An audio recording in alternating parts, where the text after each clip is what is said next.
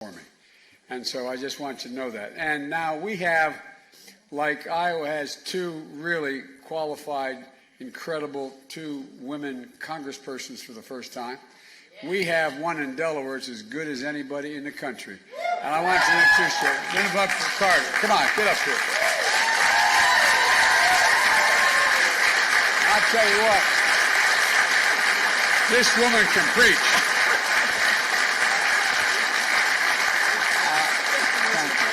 No, come on. And I want to introduce you to her sister, who ran. No, I apologize for doing this, but it's important to me because they've been important to me my whole career. One of the things that those of you who have been involved in public life know that senators and congresspersons, they survive because they have home staffs that are really good and take care of things. And I want you to meet somebody who ran my show back in the state of Delaware, who's a remarkable woman. She happens to be the sister of, but she's all by herself a powerhouse. And I want you to know that this woman, can I tell them? This woman 7 months ago, had a serious stroke, was paralyzed in her whole left side. And I called her immediately when I found out. I was out of the country. I was on the West Coast. I think I was out of the country. And I said, "You're going to be all right?" She said, "Yeah, I'm going to be all right because you got to win." She said, "But you just better be all right." And look at her. Look at her. I love her. Thank you.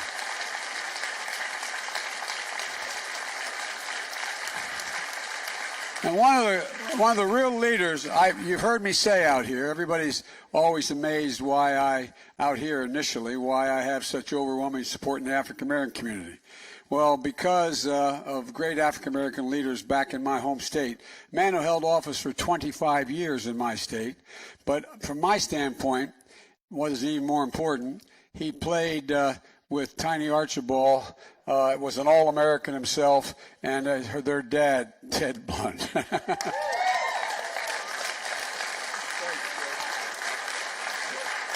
Winston-Salem back in the 60s. I'm serious.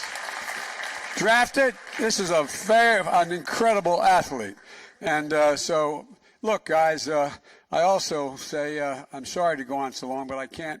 And my mom, and all the Delawareans know this, my mom and dad had a whole lot of expressions that were raising us. And one of the expressions my mom, and I know Tommy's heard her say it, my mom would say, "You are defined by your courage and you're redeemed by your loyalty." I said again, you're defined by your courage and redeemed by your loyalty. This guy right here is a walking example of that. The courage that the firefighters have. You know that old expression, God made man, then he made a few firefighters? Well, I want Harold, you've been the best of the best of the best helping me out. And their loyalty, we've been loyal to one another our entire careers. And a lot of people are sort of, fair weather friends. Never the firefighters. Never the firefighters. And folks, look, John Kerry has been my friend for a long time. We go back a long way. We go back all the way to the 70s, early 70s. And,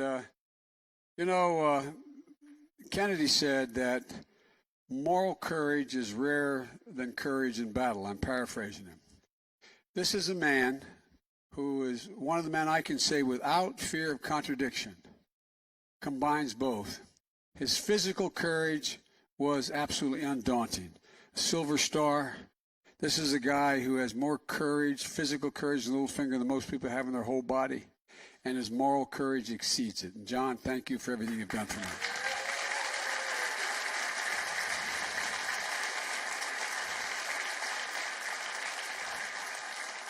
And I'm really happy to be here with President Abby Finkenauer. Isn't she something else? I'm all kidding aside. I've been doing this. I hate to acknowledge it, but how you doing, man? Great to see you. This is one of the leaders in Massachusetts. This is a really, really, really, really fine man. Anyway. So, thanks for being here. Speaking of loyalty, Speaking of loyalty, God love you. Thank you. But at any rate, the fact is that I even forgot what the hell I was going to say. Excuse my language. Abby for president, yeah. I've probably campaigned, because I've been around so long, for more candidates for the Democratic Party, both for Congress, Senate, House, Governor, etc., than anybody here. I want to tell you, the two women you elected to the United States Congress are among the two most talented representatives I have ever campaigned for. They're amazing. And by the way, we also have Delaware state legislators here with us. So look, I can hear my mother now. Hush up, Joey, and get moving. Look, every 4 years, democracy begins here in Iowa. And that's not hyperbole. The fact is, you set the nation on a path and winnow down who is going to be likely to be the next president of the United States in your caucuses in both parties.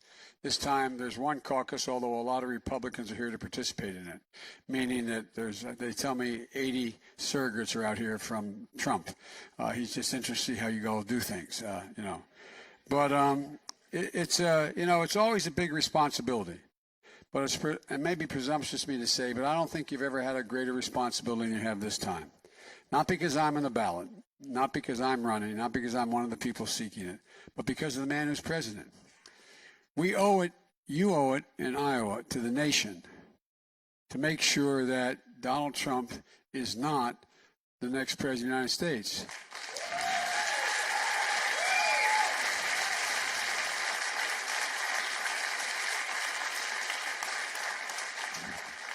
And this year, I believe character is on the ballot. When I announced my candidacy in May, I said that I was running because I thought we had to restore the soul of America. That wasn't hyperbole. I meant it literally. I mean it today. America's soul is being besmirched. When you have a president of the United States who, when a group of people, close your eyes and remember what you saw on television in 2019. People coming out of the fields at night carrying torches. And again, close your eyes and remember what you saw. Their veins bulging, their faces contorted with anger and hate. And at the same time, they're carrying Nazi flags and singing the same exact anti-Semitic bile that was chanted in Germany in the 30s, accompanied by the Ku Klux Klan. And a young woman was killed, those resisting the hate. And the president was asked to comment on what happened. And he said what no president of the United States has ever said in American history. He said there were very fine people on both sides. It shocked the country and stunned the world. Major leaders around the world commented on it. From Angela Merkel in Germany across the world, what is happening to America? What is happening to America? We have an obligation that extends beyond the Democratic Party. We have an obligation that extends beyond our personal politics. We have an obligation to restore the decency and honor that have always been reflected in who we are. You know what I announced deliberately in Philadelphia because I wanted to be by the Liberty Bell and be by where the founders were. The Constitution says, we the people, in order to form a more perfect union, or we hold these truths self-evident, that all men and women are created equal, endowed by the Creator. That's how the rest of the world's looked at us. We've never fully lived up to it, but we've never walked away from it before. This president has walked away from it in a way that we cannot tolerate. My dad were here, he'd say, our children are listening. They are listening. And our silence is complicity. Ladies and gentlemen, I find myself thinking that it's almost hard to believe. Sometimes you wake up and you think, am I dreaming how bad this guy has become and what he's done, how he split us? No, I really mean, I'm not talking even about his policies, which are mindless. Oh, I shouldn't get going so hard. But I really mean it. I really, really mean it. Look.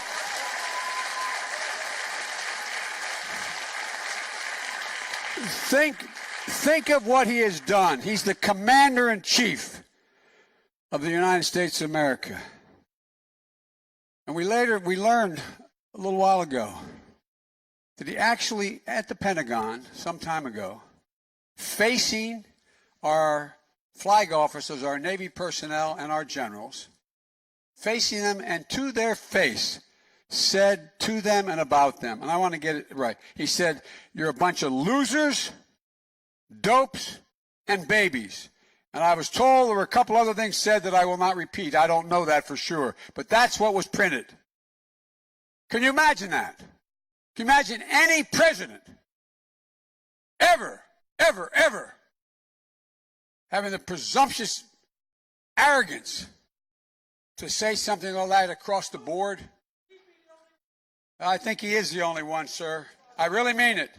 And look, unless we learned about 10 days ago that when he's in his ridiculous tweets and his stupid policy of walking away from the deal that John put together and I played a little part in to making sure that there would be no nuclear weapons in Iran. He walked away.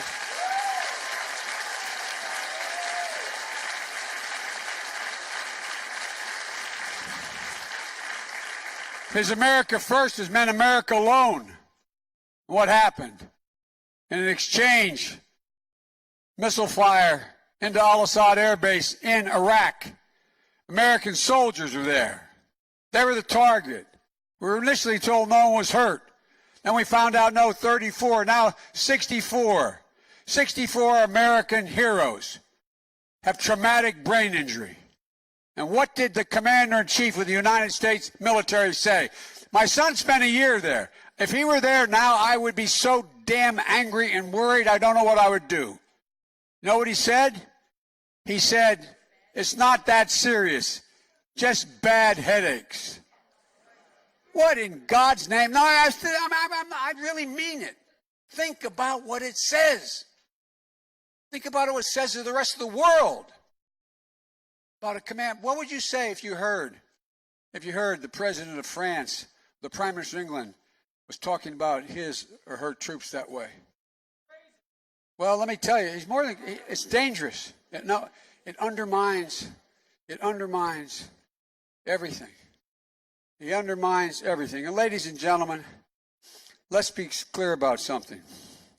We deserve a commander-in-chief who understands that these fallen angels and these warriors are what we are. They're the best we have. I carry with me every day.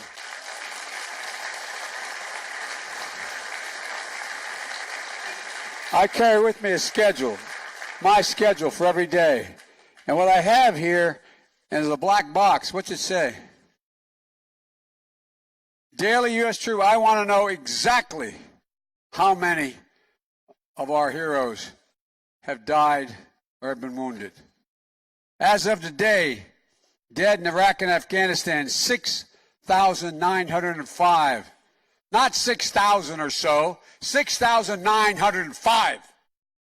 Every one of those folks left behind an entire family, a community. Wounded, 53,119, not roughly 53,000, 119. We check every single day because that 1% are the people protecting the other 99% of us. Folks, I don't understand. I, honest to God, don't understand how a president, other than this guy, could be so callous and unconcerned and lack any degree of empathy. Folks, we need a president, in my view, who is going to be ready. Well, he's going to inherit